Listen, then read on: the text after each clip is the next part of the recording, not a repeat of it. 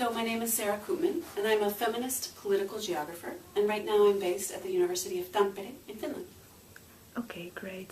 And what's your story? What did you come to do today, to tell us today at CEDLA? Well, it was fantastic to get to speak to the politics and protest class, specifically about the protests around the peace accords in Colombia, something I'm quite passionate about.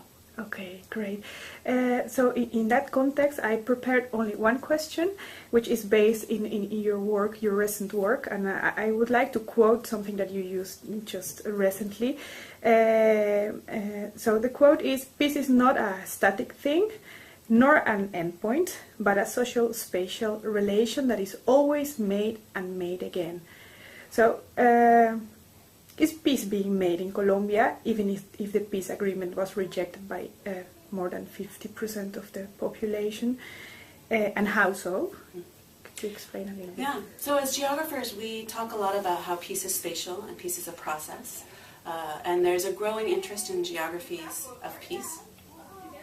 And I think that geography can be useful for understanding what's happening in Colombia. And one of the things that I talked about today was how the vote was split regionally and what's going on in those different regions, and how it's been particularly regions that are racialized, that tend to be the lowlands in Colombia, that have been hardest hit by the war, that have suffered most directly the impacts of the war, were also the regions that were more likely to vote for the peace accords.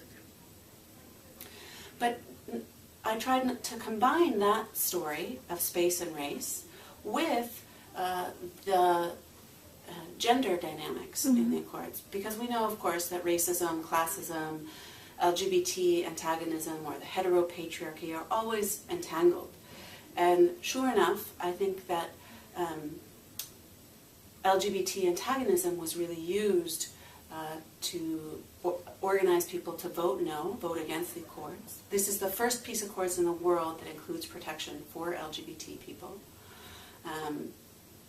in the sense that it describes peace much more broadly and talks about peace being different for different people, and different groups of people have suffered different types of violence. So the type of sexual violence that LGBT people were targeted with in conflict zones is different than the way Afro-Colombian people lived the conflict, than children, than so a differentiated approach in the Accord says that equity does not mean treating everybody the same, but instead having reparations that are appropriate to the type of violence that each type of community suffered.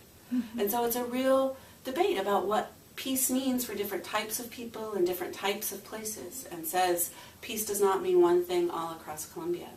And that has been very controversial, and I think is at the heart of why the peace accords failed.